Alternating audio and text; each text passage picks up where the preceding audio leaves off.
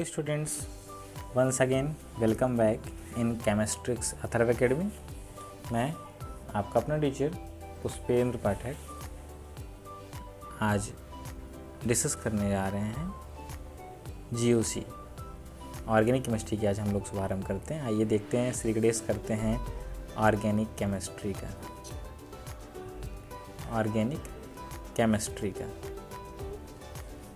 बच्चों, आज हम लोग ऑर्गेनिक केमिस्ट्री में इसके बेसिक्स से स्टार्ट करेंगे।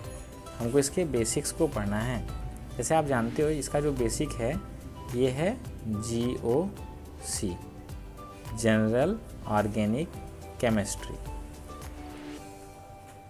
जनरल ऑर्गेनिक केमिस्ट्री,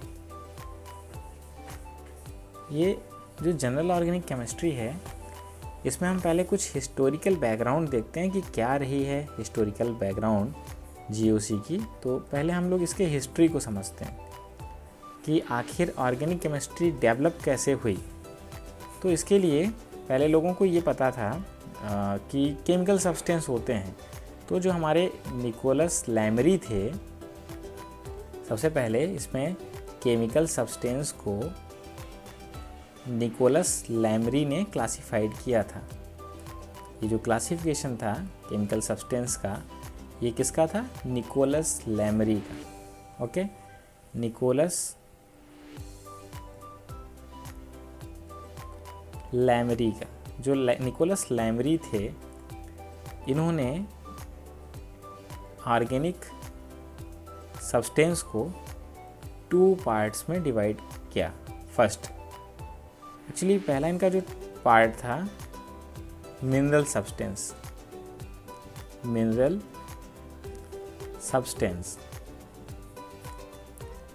इसके बाद इन्होंने फिर देखा कि वेजिटेबल सब्सटेंस भी आया, जो कि आपके जो है ऑर्गेनिक सब्सटेंस में आता है। तो फाइनली वेजिटेबल सब्सटेंस हो गया आपका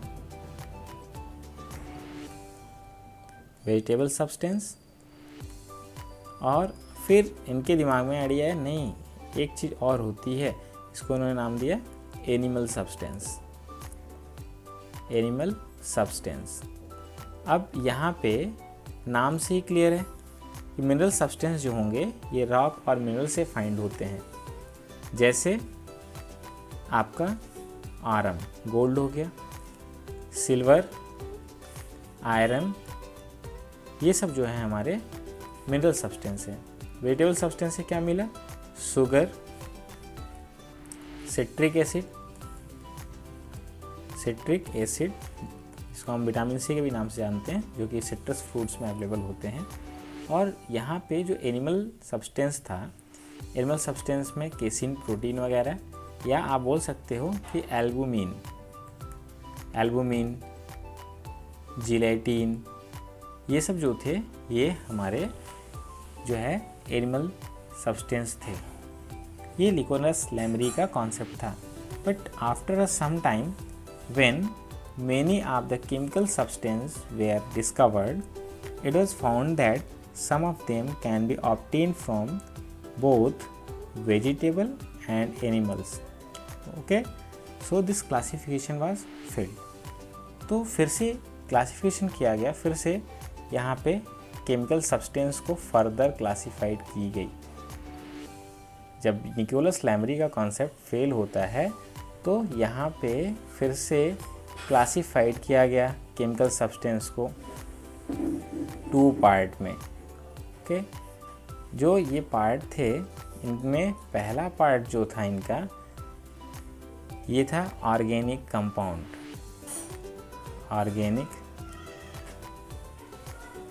कंपाउंड। और दूसरा जो आया, दूसरे में था इनऑर्गेनिक कंपाउंड।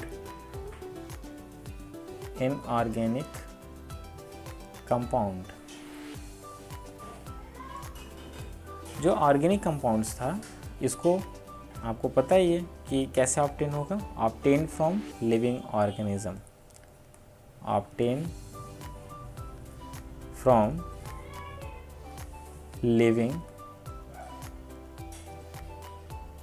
ऑर्गेनिज्म, इसको लिविंग ऑर्गेनिज्म से फाइंड किया गया। और इनऑर्गेनिक सब्सटेंस किससे? अदर सोर्सेज से, any other sources. Any other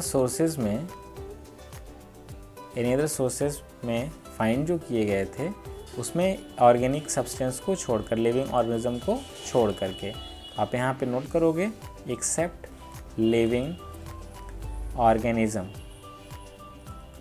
okay, लेकिन इसके जस्ट बाद एक थियरी आती है जिसका नाम होता है वाइटल फोर्स थियरी।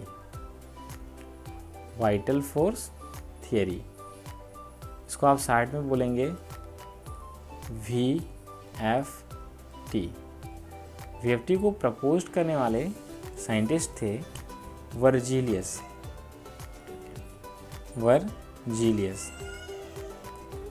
वर्जीलियस ने अपना ये कॉन्सेप्ट 1815 में प्रपोज किया था। एक्चुअली इनका जो मेन स्टेटमेंट था, इनका ये मानना था कि एनी ऑर्गेनिक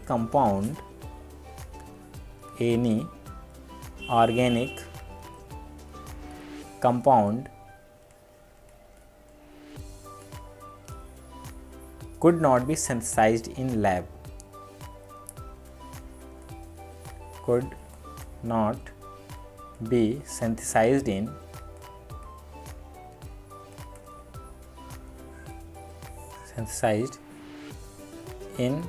lab। यहाँ पे इनका ये कहना था कि ऑर्गेनिक सब्सटेंस जो होते हैं वो लैब में सिंथेसाइज्ड नहीं हो सकते हैं। बट इनके एक साइंटिस्ट थे ओहलर, जो जर्मन साइंटिस्ट थे, 1828 में उन्होंने ऑर्गेनिक सब्सटेंस को लैब में सिंथेसाइज किया। तो यहाँ पे ओहलर ने जो वर्क किया, उन्होंने जो ओहलर थे वो इनऑर्गेनिक सब्सटेंस से ऑर्गेनिक सब्सटेंस को फाइंड किए, जो कि यूरिया था। ठीक है, तो यूरिया जो था, यूरिया को किसने सिंथेसाइज किया था लैब में? ओहलर ने। वर्जीलियस के स्टूडेंट थे, किस ईयर में? 1828 में। क्या बनाया था इन्होंने? यूरिया बनाया था। तो अब आप बच्चों जानते हो कि यूरिया कैसे बना था, बट एक्चुअली देखो, जब यूरिया का फॉर्मेशन हुआ, यूरिया ऑर्गेनिक सब्सटेंस जब इनऑर्गेनिक सब्सटेंस को, ऑर्गेनिक सब्सटेंस को हम लोगों ने जब लैब में सिंथेसाइज किया, तो ये वाइटल फोर्स थियरी थी वो फेल हो गई। तो यहाँ पे वॉलर ने क्या किया था? बाय मिस्टेक अमोनियम साइनेट को, NH4CNO को इन्होंने हीट किया, और यहाँ पे हीट करने के बाद यहाँ पे फाइंड होता है वॉलर को यूरिया, NH2C_O NH2, जिसका जनरल फार्मूला जो है, आप ये भी बोल सकते हो कि NH2CO NH2, ओके, या आप बोल सकते हो CO NH2 twice. This is the urea. ये क्या है? यूरिया है। Okay, but the pioneering synthesis of the acetic acid by Kolbe and that of methane by Berthollet showed conclusively that organic compounds could be synthesized from inorganic source in a laboratory। तो आप उम्मीद करता हूँ ये समझ गए होंगे। तो यहाँ पे देखना है हमें कि जो ऑर्गेनिक कंपाउंड होते हैं, तो ऑर्गेनिक कंपाउंड्स क्या होता है जिसको हम बार बार बोले जाते हैं। तो हम लोग बच्चों यहाँ पे डिस्कस करते हैं ऑर्गेनिक कंपाउंड को। ऑर्गेनिक कंपाउंड, तो देखो यहाँ पे ऑर्गेनिक कंपाउंड है। इस ऑर्गेनिक कंपाउंड को देखते हैं कि ऑर्गेनिक कंपाउंड क्या होता है। ओके, तो देखो ऑर्गेनिक कंपाउंड में मोस्टली क्या आता है? ऑर्गेनिक कंपाउंड्स में हाइड्रोकार्बन्स होते हैं। Okay, hydrocarbon and it's derivative, इनके क्या होते हैं? डेरिवेटिव होते हैं। हाइड्रोकार्बन के डेरिवेटिव होते हैं। ओके, तो यहाँ पे आप बोल सकते हो कि ऑर्गेनिक कंपाउंड्स जो होते हैं, it is the chemistry of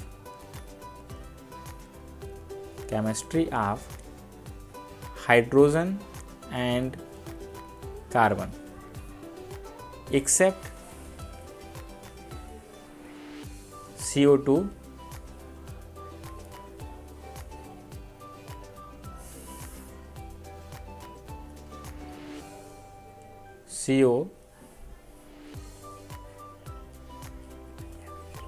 carbonates CO3 2 minus and bicarbonate.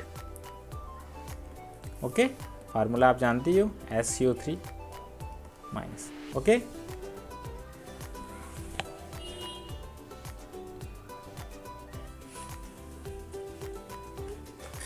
बेटा आपको समझना है कि जो ऑर्गेनिक कंपाउंड होते हैं, ऑर्गेनिक कंपाउंड में कार्बन प्रेजेंट होते हैं.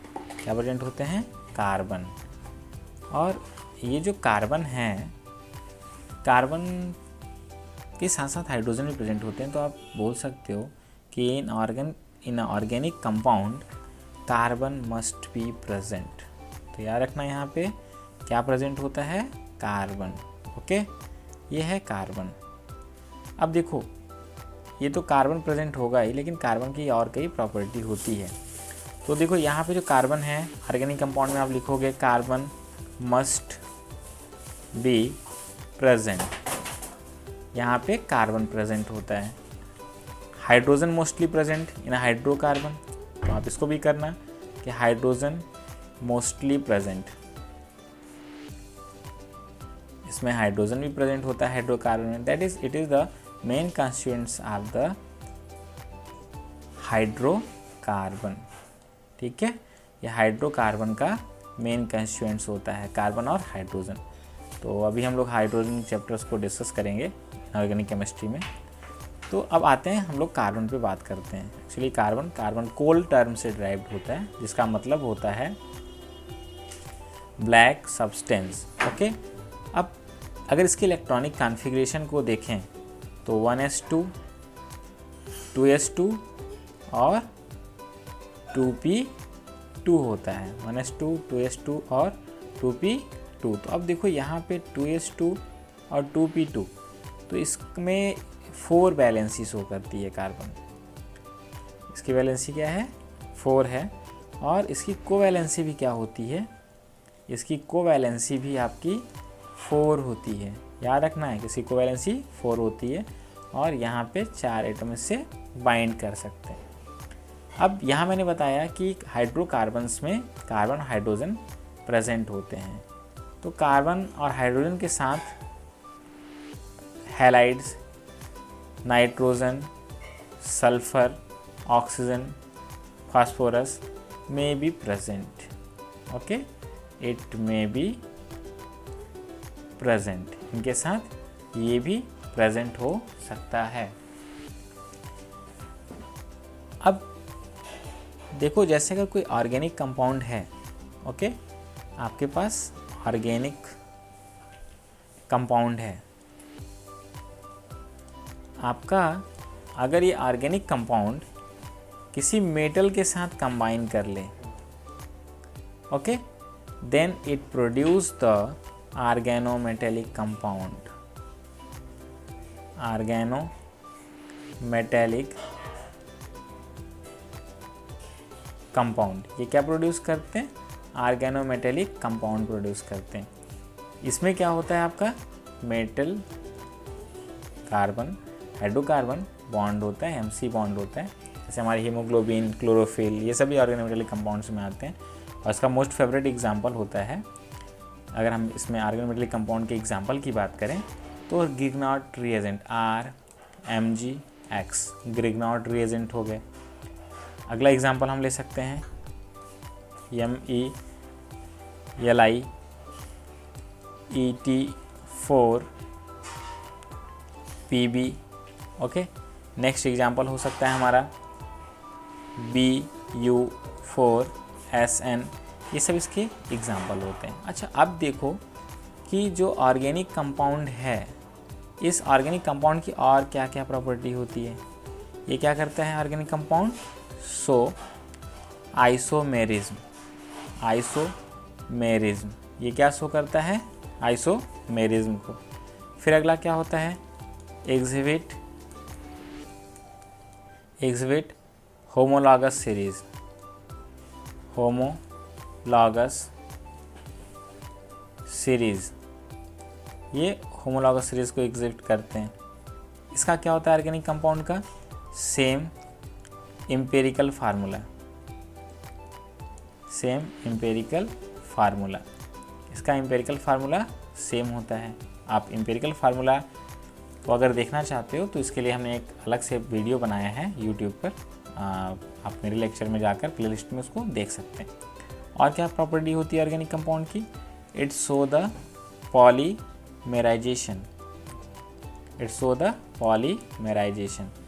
ओके, बट एक बात और ध्यान देनी है कि जो कार्बन होता है, कार्बन में एक सबसे अच्छी प्रॉपर्टी होती है कैटिनेशन की। तो carbon show the catenation, carbon show the catenation property. इसकी जो कैटिनेशन प्रॉपर्टीज होती है, कैटिनेशन प्रॉपर्टी को समझते हैं कि what is the catenation property, catenation property क्या होता है। तो बच्चों देखो, यहाँ पे सेल्फ लिंकेज प्रॉपर्टी जो होती है, self linkage property, self linkage property जो होती है, सेल्फ लिंकेज प्रॉपर्टीज़ जो होती है सेम एटम से, ठीक है, या डिफरेंट एटम से, स्पेशली यहाँ पे आप सेम एटम ही बोलोगे कि self linkage property of like are same atom. Okay, उसको हम कैटिनेशन बोलते हैं। ये अच्छा ये बताओ कि कैटिनेशन होता क्यों है? इसका मेन रीज़न ये होता है कैटिनेशन का, due to high bond strength, high bond strength, high bond strength होने के कारण से, या आप ये भी बोल सकते हो कि due to the high bond energy.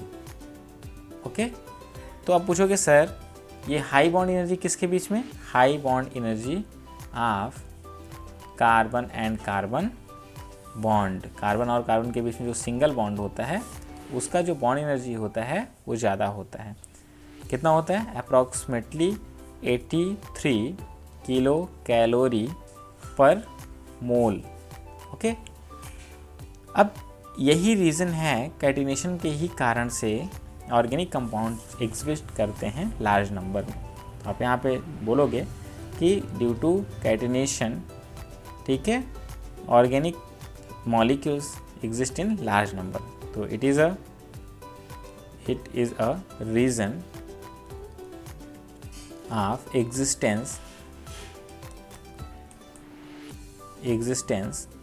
Of large number of organic compound।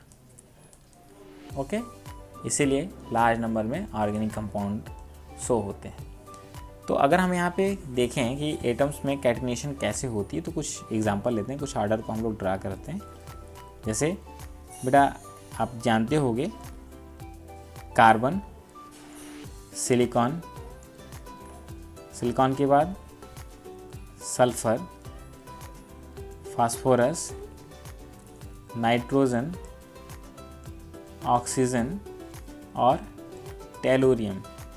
Okay, tellurium, ये है टेलुरियम। तो ये हमने जो देखा है, अगर हम देखें तो यहाँ पे ये हमने जो ऑर्डर ड्रा किया है ये है maximum catenation order, is the maximum catenation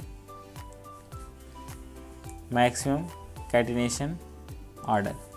okay, अगर हम इधर आते हैं, टेलुरियम से स्टार्ट करते हैं, तो this is the minimum catenation order. Okay, अब बच्चों आप बोलोगे सर आप केवल बताए जाते हैं कि carbon, silicon, sulphur, phosphorus, oxygen, nitrogen, tellurium. तो ध्यान देना है आपको यहाँ पे कि इसके लिए मैं आपको एक ट्रिक बताने जाता हूँ। तो जैसे देखो,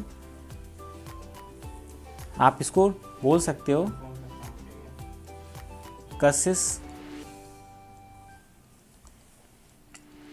पनौती। ओके, दिस इज द कसिस पनौती। क stand for carbon, Si silicon, S sulphur, P phosphorus, न फॉर नाइट्रोजन, और से ऑक्सीजन एंड टेलोरियम। तो कसिस पनौती ये है कैटिनेशन का आर्डर, कसिस पनौती। तो बच्चों ये मत समझना कि सर अपने गर्लफ्रेंड का नाम बता रहे हैं, ये मैं ओनली आपको समझने के लिए बता रहा हूँ, बहुत सीरियस नहीं होना है। ये आपका निमोनिक्स है, ट्रिक्स है, जिसको आप समझ सकते हो कैटिनेशन ऑर्डर के लिए। तो यहाँ पे कार्बन की कैटिनेशन जो होती है कार्बन के साथ बहुत ज़्यादा होती है, और अगर मिनिमम कैटिनेशन की बात करें तो टेलोरियम की होती है। क्लियर? देखो ये हमने ऑर्डर ऑफ कैटिनेशन की प्रॉपर्टी को बताया, बट एक बात याद रखना, अगर मैं हाइड्रोकार्बन में ही चलता हूँ, कार्बन की बात करता हूँ, तो याद रखना बेटा, carbon can also form ring compound, ring compounds. Okay, तो देखो जैसे यहाँ पे बेंजीन तो जानती हो मोस्ट फैमिलियर एग्जांपल है, यहाँ पे पाई बॉन्ड्स हैं, और अगर मैं यहाँ पे साइक्लोब्यूटेन की बात कर सकता हूँ, साइक्लोप्रोपेन हो सकता है, और भी मैं अदर कई एग्जांपल यहाँ पे आपको बता रहा हूँ। जैसे यहाँ पे हेटेरोएटॉमिक साइकिल जो हैं ये हो सकते हैं। ओके, नेक्स्ट हमारा क्या हो सकता है, इसी तरीके से आप ले लो नाइट्रोजन के साथ। ओके, तो बच्चों ध्यान देना है कि यहाँ पे ये जो हैं सब ये रिंग कंपाउंड्स हैं, कार्बन डेरिवेटिव। एक और प्रॉपर्टी होती है कार्बन की, एक प्रॉपर्टी और होती है, carbon can form multiple bonds, carbon can form multiple bonds, carbon multiple bonds का फॉर्मेशन करते हैं। ओके, तो ध्यान देना है ये कार्बन कार्बन के साथ या कार्बन अदर हेट्रो एटम्स के साथ भी बॉन्ड फॉर्मेशन कर सकते हैं। जैसे यहाँ पे एग्जांपल देखो, कार्बन कार्बन डबल बॉन्ड, तो यहाँ पे देखो कार्बन ने क्या किया है, एक सिग्मा बॉन्ड का फॉर्मेशन किया है और एक पाई बॉन्ड का फॉर्मेशन किया है। आपने हेटेरोएटॉमिक मॉलिक्यूल्स की बात किया तो सी डबल बॉन्ड वो भी हो सकता है। देखो यहाँ पे हेटेरोएटम्स हो गए कार्बन के साथ, तो यहाँ पे एक सिग्मा है और एक क्या है, पाई बॉन्ड है। ओके, इसी तरीके से कार्बन जो है सल्फर के साथ भी बाइंड हो सकता है। अब अगर कार्बन जो है कार्बन कार्बन ट्रिपल बॉन्ड का फॉर्मेशन करता है, तो याद रखना बच्चा कि यहाँ पे एक सिग्मा और 2 पाई बॉन्ड होगा। ओके, तो अभी बहुत ज़्यादा परेशान नहीं होना है आपको कि कैसे यहाँ पे सिग्मा और पाई बॉन्ड सर बात कर रहे हैं। जैसे हमने यहाँ पे सिग्मा बॉन्ड दिखाया, यहाँ मैंने 2 पाई बॉन्ड दिखाया है, यहाँ पे सिंगल पाई बॉन्ड मैंने दिखाया है, तो डोंट वरी, ठीक है, परेशान नहीं होना है। जैसे अभी यहाँ पे देखो, अगर कार्बन कार्बन सिंगल बॉन्ड ही है तो यहाँ पे एक सिग्मा बॉन्ड होगा, तो इसके लिए बिल्कुल नहीं परेशान होना है। ये जो सिग्मा और पाई बॉन्ड हैं इसको हम लोग फर्दर अभी डिस्कस करेंगे, बट याद रखना है आपको कि इसका जो PDF है इस नोट चैप्टर्स का, वो आपको हमारे टेलीग्राम चैनल पे अवेलेबल है, पुष्पेंद्र सर केमिस्ट्री पर, जिसको कि आप ज्वाइन करके PDF पा सकते हैं। और हमारे रेगुलर क्लास को पाने के लिए और ऑर्गेनिक केमिस्ट्री को कंटिन्यू रख के पढ़ने के लिए आप हमारे YouTube चैनल को सब्सक्राइब करें। Okay, thank you. मिलते हैं फिर हम लोग नेक्स्ट क्लास में, जिसमें हम लोग पढ़ेंगे नंबर ऑफ सिग्मा और पाई बॉन्ड को कैसे कैलकुलेट करते हैं। Okay, thank you very much.